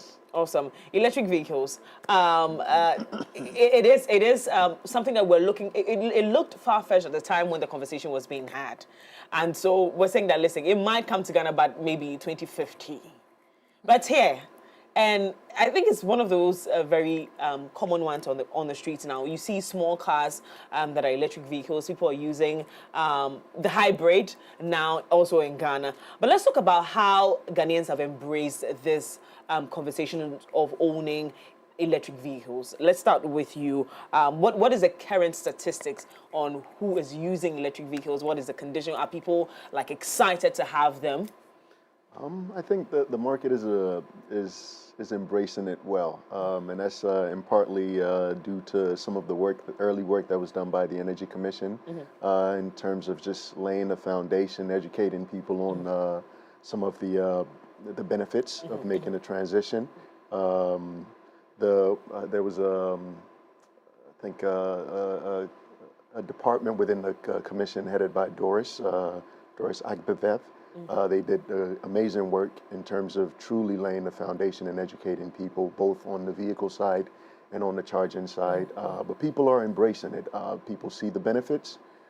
They realize the economic impacts, as well as the environmental impact that it can help bring to bear. So they're beginning to take advantage of that. And you, Sheena, have very recently added to your fleet of cars electric vehicles. Why the decision, though? And she was saying something earlier, the first rental company in Ghana. Yes. Yes. She's owning it with her full chest. To onboard an EV car. I'm just owning my part of driving change towards a more sustainable Ghana. Or, as you may, the globe, the world. If you followed our brand story, we are impacting, empowering young people. But we recently have also added this to also do our bits. The business model in itself, as a ride-sharing car rental company, is gearing towards that. And sustainability is where the future is. Right. If we are going to leave the earth in good shape for our kids, this is it. Yeah. So tell me what it looks like right now in terms of finances. How to import cars in this country is not a joke. I like that smile. To buy a car from outside and bring it, the fees are just crazy. Are there any special arrangements for electric vehicles? Again, because they are more sustainable. They are conversations that help. They're products that helps with the conversation on sustainability. Do we have any special discount or anything on that? Well, I believe in 2024, if I got my year correct, the government introduced a waiver, if you will, for vehicles that are being used for commercial purposes. Okay. I.e. buses and public transport type vehicles. They have introduced a waiver for those vehicles. Now, in terms of implementation, that there's still some ways to go there to see that fully brought to bear at the ports and within the GRA framework. But I think if we really hope to take full advantage of the benefits of EV, is going to need to expand beyond that, because even though the transport sector does use a lot of vehicles, most of the cars on the roads are for everyday people, and not necessarily there's a lot of buses and trotros on the roads, but you see a lot more personal vehicles than you do those cars. So I think there would need to be a national extension there for us to really realize the benefit. And yes, it's very expensive. And I mean, look, the government is in a tough situation. It needs the money. So you just have to balance the two and find innovative ways to make it worthwhile for everyone to consider. And adding these cars to your fleet of cars and I was asking this too, and I love that you answered the question of the fact that it's expensive. So did you look at this cost that you're going to incur? Okay, so the way my business model runs, I don't necessarily own all the cars that I rent out. Okay. And so it's actually a couple clients that we decided together to pilot our first EV car. So they had come into Ghana, used the service for about 2 years consistently, and thought, we use one where we are, and so we would like to test what that looks like here. Since we are, again, driving change towards like a more sustainable world. So we went through the back and forth. I won't even say it was easy because it is quite expensive. Isn't it? The goal is to make it more accessible. 2, 3, 4, 5 years from now. And so what's better time to start than now?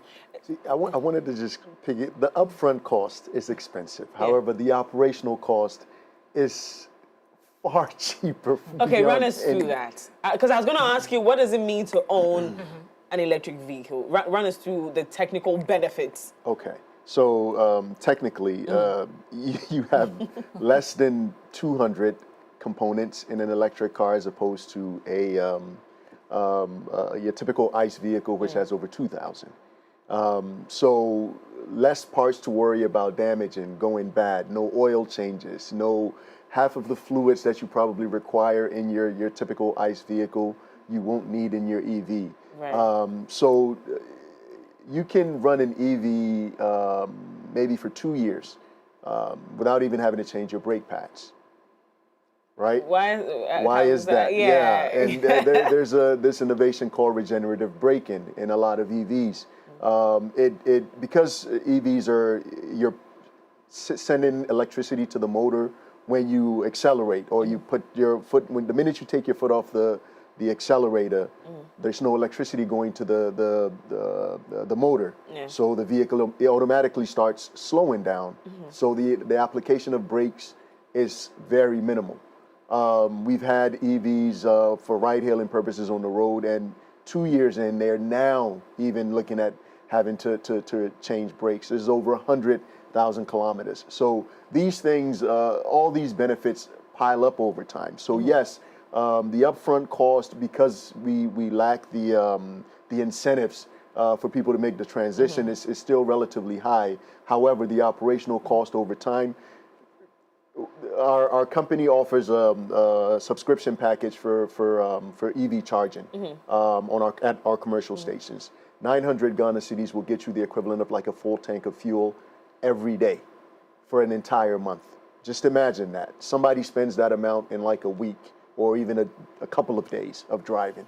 So these are some of the benefits that you realize from making the transition. So how does it work? So when you take the car to the charge point, you charge full. You have to charge. No, it is advised that you don't let your vehicle drop below 20%.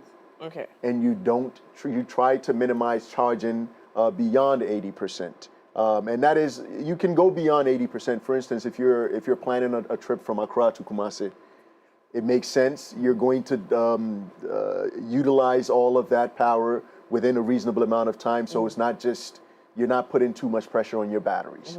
You don't charge to 100% and let the vehicle sit in the sun. It's not good for the battery. It degrades your battery over time. So all of these things are things that you need to be aware of. But typically, most individuals would charge their vehicle at home. That is the best place, is the most convenient place to charge. And there are firms, including ours out there now, that do home installations for chargers. And that would cost you about 25 to 35 cedis to charge your vehicle at home overnight, from 20 to 80%. Oh, I see. That's Okay, that sounds cool. That sounds cool. But let's talk about the maintenance of these vehicles. You've touched on the fact that it's easy, but how do I make sure that my car is well taken care of? Because again, it might be easy to maintain. You don't have the parts you don't have to worry about parts and all of that. But how do I maintain that? Because again, we know it's a machine. It's a machine. And yeah, it's a machine, so you have to maintain it. How do you maintain that? It's similar, very similar to your regular cars.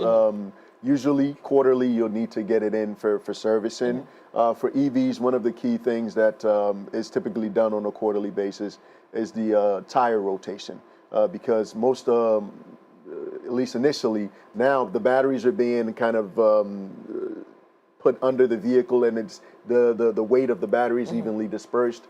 But and a lot of times in the past, they tended to kind of weigh heavy on the back of the vehicle, so the back tires wore a lot faster. So just being able to rotate the tires consistently to ensure even wear, so you're not always having to change like the back tires versus the front tires always being fine. What's the time duration? I would recommend for every 3 months that you go in for servicing, the team should do a rotation of the tire, and not change, just a rotation. Diagonal rotations typically work. Top up of fluids, coolant, brake fluid if that's running low. You don't have to do a gearbox, and it's not your traditional gearbox, it's just a bit different, but you don't have to change that oil till sometimes maybe 30, 60,000 kilometers in. So those are not too big, but just making sure that all the other elements, electronics and everything is working properly on the vehicle. It's just the traditional checks that happen on the maintenance cycles. Okay, all right. So let's talk partnership, right? You have started one, and you seem very excited about it. What about this partnership excites you so much? So basically, it's just me piloting my first EV car, and I've had conversations with Peter. Meeting Peter, the future is exciting. For companies like him, I don't want to own cars. I don't want the stress.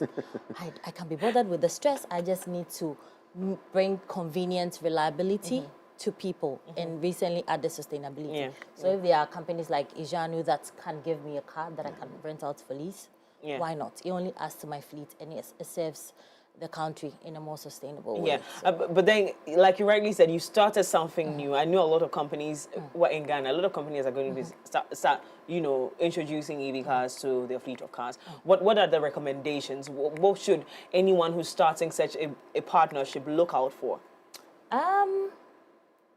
Just like Peter has said, there's nothing to look out for. We are all looking out for the world, as it were. The only thing is the upfront cost, which, like he said, I think somewhere late 2023 into 2024, the government is looking into waivers, into bringing out or importing EV cars.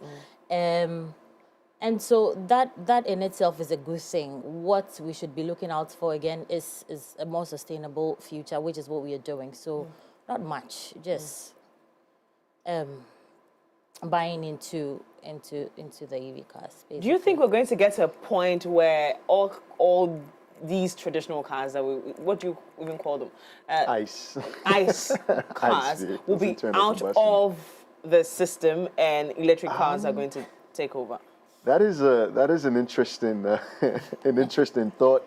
I think it's going to be a gradual transition. But you have a lot of vested interest in the current status quo that you would have said a lot of apples if you were just to say no more ICE vehicles. A lot of economies and a lot of industries and a lot of countries would be hurt with such a transition. So with most things, it has to be gradual.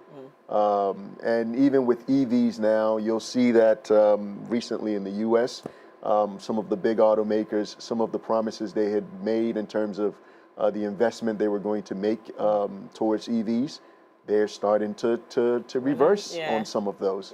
But I appreciate what countries like China are doing, and some of the Nordic countries, like how far advanced they are with their transition. And China's continuing to push because they see the benefit. It's too smart a change not to make. We've relied on fossil fuels for the last century. Maybe it's time to explore something else. Yeah, to see how we can benefit. We've talked all the positive things about electric vehicles. I'm very sure there are some negatives that we should look out for.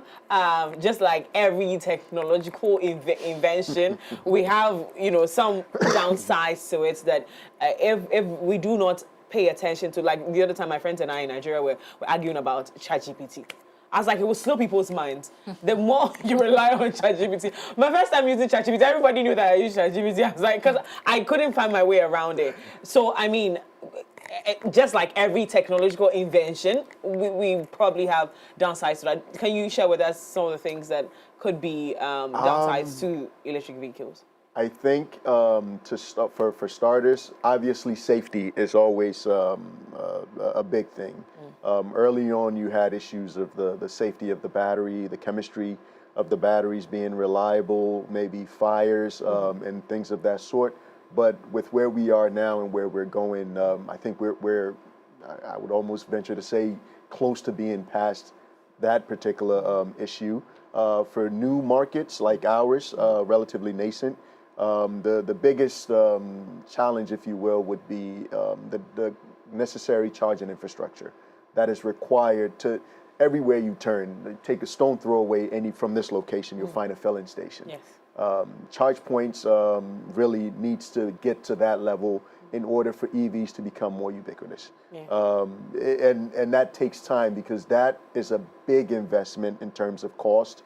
However, anyone making that investment now likely won't see their money back right away. So it's just being strategic about how you deploy that infrastructure and making sure that the deployment of that infrastructure can also maybe even help and or augment current existing grid systems. That might be a way to not to turn that negative into a positive, right? So I'm one of those people that see a lot more positive. I figured. very little negative with this transition. Yeah. I think it's also a challenge or setback in the interim. And that's like he's saying, there are not a lot of charging spots in Ghana. So when you think about it, really it's just the charging ports, and that's what potential renters are worried about. They'll ask questions like, oh, how do I, assuming I was going from here to Kumasi, how do I get there? But the good thing is at least the car that I have is able to take you to Kumasi and back when you have charged it at a full battery. So we're good. And to complement that, we've also developed our own line of chargers that you can take with you, and it works with your standard Ghanaian sockets. So anywhere you find yourself in Ghana, anywhere that has a standard socket, you're able to plug in and charge your vehicle. Did you at any point in this conversation, because if you did, then I missed it, tell us how much it would cost, how much electricity it would cost to charge the car to even 80%? Yeah, and that's what I was, so for a vehicle that is around maybe, let's say, 28 kilowatt hour battery, you might be looking at about, now at the current tariffs, close to about 40 Ghana cedis. Okay. To charge from 20 to 80%. Okay, that's on cool. Residential tariffs, right? Because if you're doing a commercial charge, commercial firms have a different tariff range then, so it will be slightly different. But that makes sense. Because nobody buys one for 40 cedis. Exactly, right? So yes, nobody buys one for 40 cedis. Maybe in a span of a week, you're charging, say, about 100. It also depends on your itinerary or your drive. Yeah. So if you're paying, say, 100, 150 on a weekly basis, that's fair. It is. That's beyond completely fair. So you guys know that now we're about to buy electric vehicles, right? But does it depend on the size of the car? Yes, the battery. Yes, the bigger the car, typically the bigger the battery size, and the bigger the battery size, it's like the bigger the tank, the more you have to pour in. Yeah.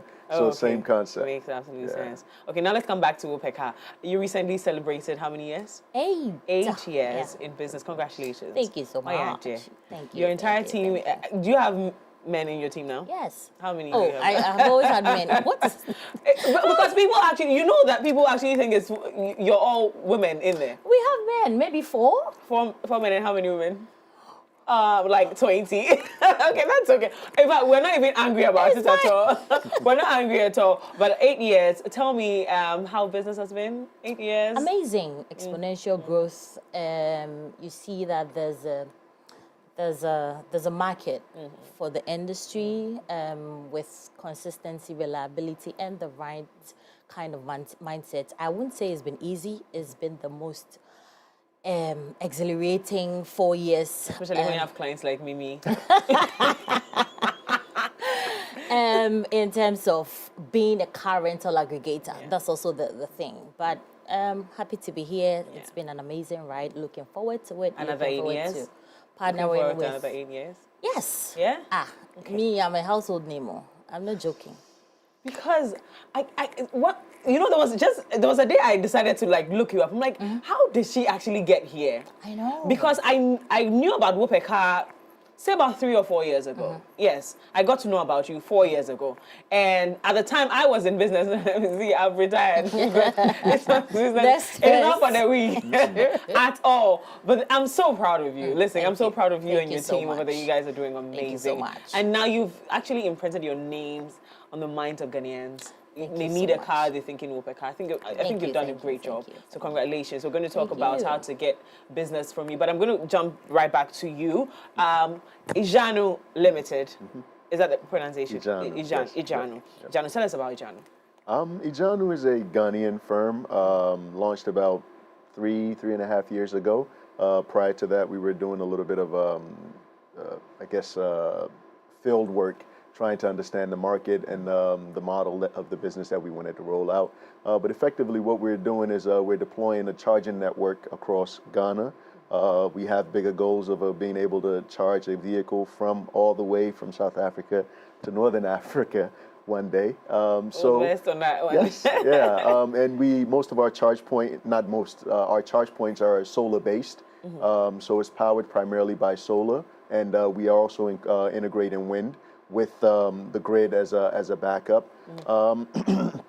And we also create a pathway to EV ownership through lease-to-own arrangements for drivers, primarily drivers that are in the ride-hailing sector and the taxi sector. But yes, for individuals, we have lease packages, either a 2-year monthly, a 4-year monthly situation. It can even go up to 6 years, and the same for corporate bodies as well. And when is this one enrolled? When are you starting this project? Oh, it's already active. Is it? Yes. So how do people get access to?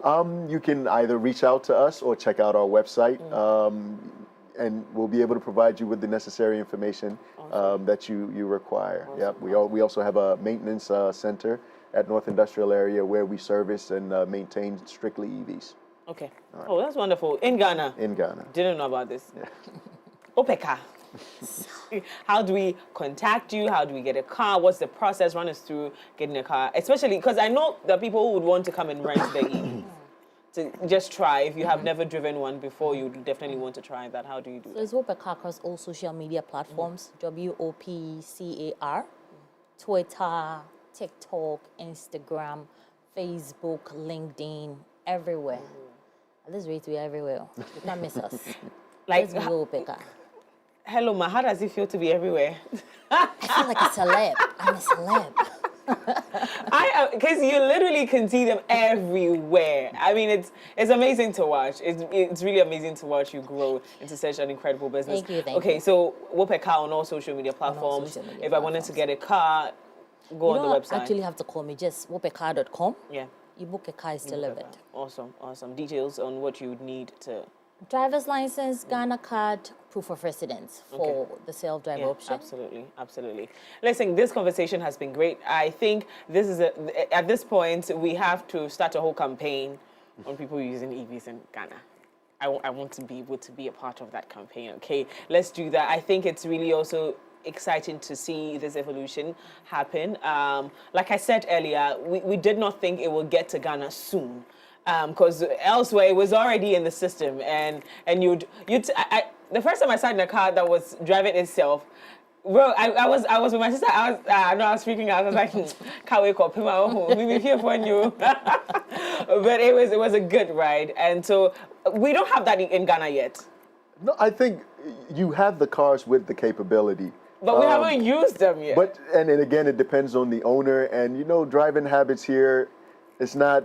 I'm not so sure you can program some of those obstacles into some of the AIs that operate those vehicles. It's difficult because. But it's not impossible. I think there are parts of Ghana where you can use an autonomous vehicle and it will probably function okay. I guess. I don't know. I don't know yet, but I guess definitely maybe in your area where it's probably a Trasaco or East Legon. Not this part of East Legon, the other side of East Legon. But gentlemen and lady, thank you so much for joining me for this conversation. It has been really great. I hope you follow them on all social media platforms. You have a social media page, yes, right? we are. It's, all of them. I believe it's at iJANU Limited. Okay, iJANU Limited. Just follow them on social media to get more updates about what they do here in Ghana. If you're interested in this new evolution, I'm sure you want to get to know about them. But yes, this has been the Lifestyle Daily segment of the AM Club. We're moving straight to the plug right up to this.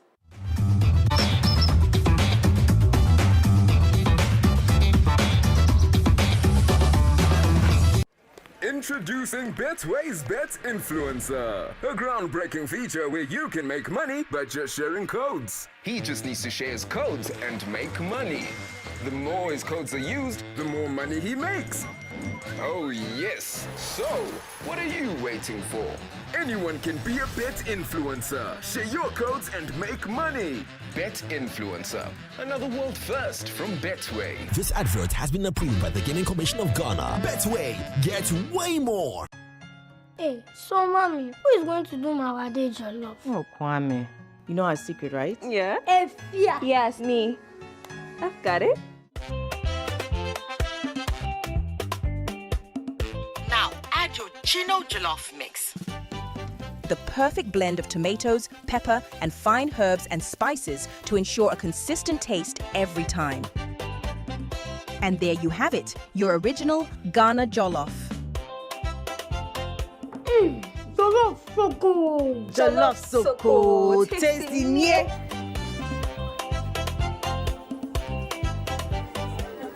What is going on here? Enjoy jollof the Ghana way. Gino jollof is made with a perfect blend of tomatoes, pepper, and fine herbs and spices to ensure a consistent taste every time. This advert is FDA approved. Charlie, you've sent me a box of empty Cowbell coffee sachets. Babe, those are Cowbell coffee promo sachets. Oh, for the Cowbell coffee with you every moment promo. I could win that new MacBook I've always wanted.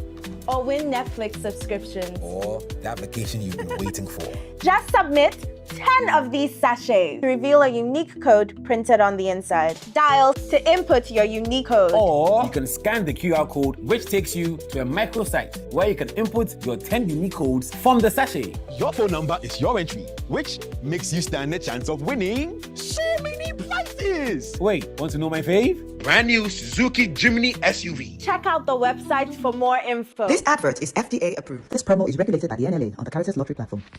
Once upon a time, in the heart of Accra, a man in his fancy car sought directions.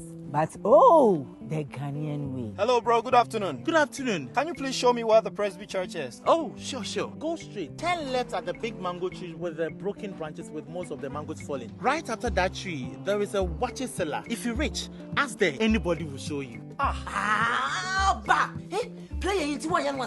When the Black Stars take to the field, every Ghanaian becomes a coach. The coach must go. The sacred cue for our beloved Gobe. As we wait patiently, rehearsing the perfect vibe. Have you acted? Mami Gobe Nubu. The Kokono. One Ugarino. These, my dear ones, are some few moments that makes our Ghana truly special. And as we share these stories, let us also remember a plate of lele rice, connecting our hearts through the flavors of our culture. Lele rice, ye nimno free tete. This advert is FDA approved. Hey, so mommy, who is going to do my day jollof? Oh, Kwame, you know our secret, right? Yeah. Efia. Yes, me. I've got it. Now add your Chino jollof mix. The perfect blend of tomatoes, pepper, and fine herbs and spices to ensure a consistent taste every time. And there you have it, your original Ghana jollof. Jollof so good. Jollof so cool. Tasty, yeah.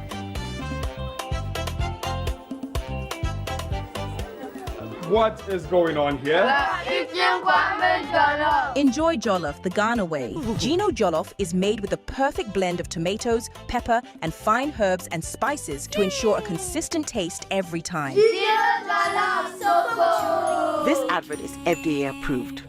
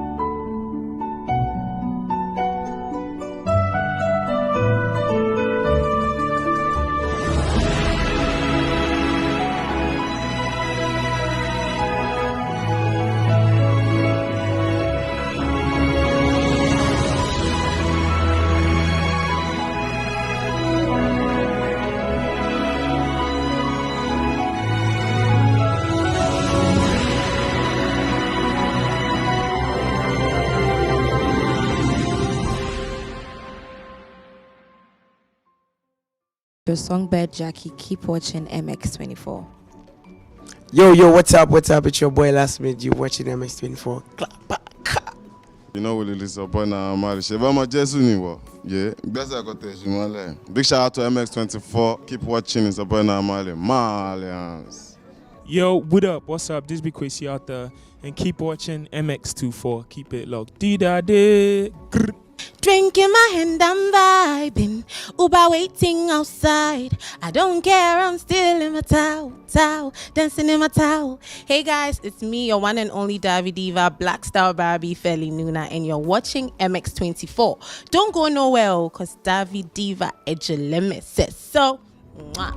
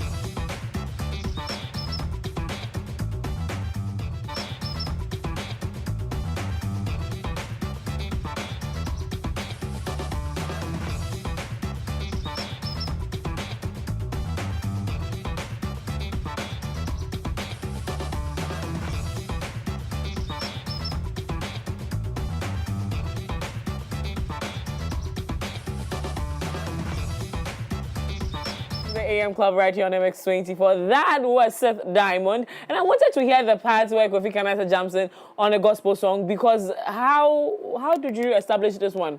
Why did you choose Kofi Kanata? Because we're getting into the conversation already. Seth Diamond is in the house, guys. Woo! Hey. Let's talk about that collaboration with Kofi Kanata. Kofi Kanata, yes. I mean, why not Kofi Kanata? He's a very good writer, as we all know. I mean, 5-time winner, songwriter, VGMA, exactly. So, and his music is very inspiring. His lyrics are very inspiring. So, I deem it fit for him to be on the song. Be the one. Yeah, exactly. Were you never worried about the conversation of gospel artists featuring secular artists for the benefit of the conversation?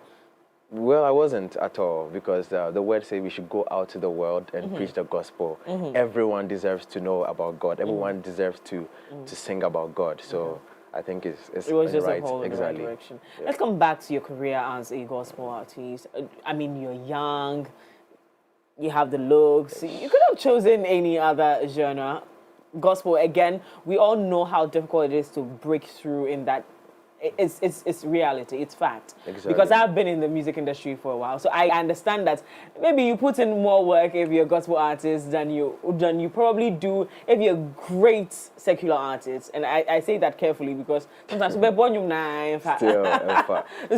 it was to we that were struggling. So I'm just saying that couldn't you have just chosen to use it? You have the voice, you have the looks. You could have just used it in the secular aspect. Well, what happened to you? Fine boys too, they love Jesus. Of course, exactly. I agree.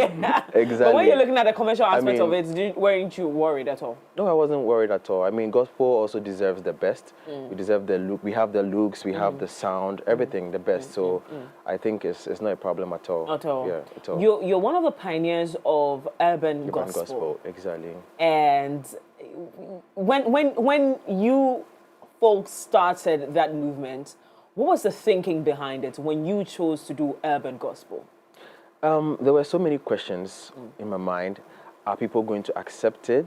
Is it going to be easy? But I knew that the path wasn't going to be easy though, but I had to stay faithful to it, and then here we are. Here you are. Yeah. Do you think that we've fully accepted urban gospel? We haven't fully accepted it, but I think we are making a progress. It's a day at a time. Yeah, I think we are getting there. Yeah. Exactly. I had a conversation with One Man Thousand here, and I said that the gospel, the urban gospel fraternity have gotten your spot at the TGMAs. Yes. And there's a category you put together for you now, which for us was huge. But he said it was a starting point. What's your take on that? He said it's not enough. We need more. What do you need if they're putting you there in that category? At the TGMAs, when they're choosing, you've gotten urban gospel category. What more would you require of such an award scheme? I don't think we should be boxed into, let's say, urban gospel. Yes, if we are talking about rap music, we will want to see our names over there. Video of the year, we want to see gospel names over there. It's not just urban gospel artist of the year, urban gospel music. No, I think that should be ruled out. We should be in the main spot as well. Yeah. That makes sense. I think because we put in a lot as well. Exactly. You rap, you sing, you do great music videos. I saw what you did here. Amazing stuff. Yes. You dance too. At what point did you start dancing? It started at an early age. Oh. Yes, exactly. I used to dance before even singing. Okay, so exactly. Before singing, there was dancing. There was dancing. What about dancing? Why didn't you make dancing like the main thing?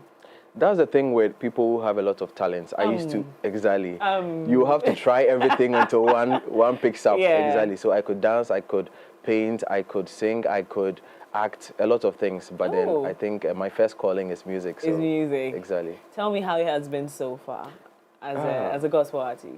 It's been good. I won't lie. It's been good because I feel fulfilled doing gospel. Yes, I always say music is a very powerful tool. So if you have the gift of music, why not inspire people with it? Why not preach the gospel with it? Yes, it's the only thing that, when you are just passing by and there's something playing, you find yourself singing at a point, the same thing. Exactly. So if you have such a powerful tool of inspiring people through music, why not gospel? Yeah. Back to the name Seth Diamond. Is that your birth name, or you chose that name as your artist name? I would say that's my artist name. That's your artist name? Yes. Why did you choose Seth Diamond? Because that's who I am. I feel like I don't have any power of my own. Just like diamonds, we only reflect or refract light. And that's what I want to do with my life. I want to reflect God's light. So yes, that's why I chose diamond. I mean, it's been a while I asked this question, guys. Let's throw it to him. I mean, a lot of gospel artists will give you the story of, oh, I was sleeping in my bed and I heard the voice of God, and God said that my child, sorry, in the choir gospel music. What is your story to becoming a gospel artist?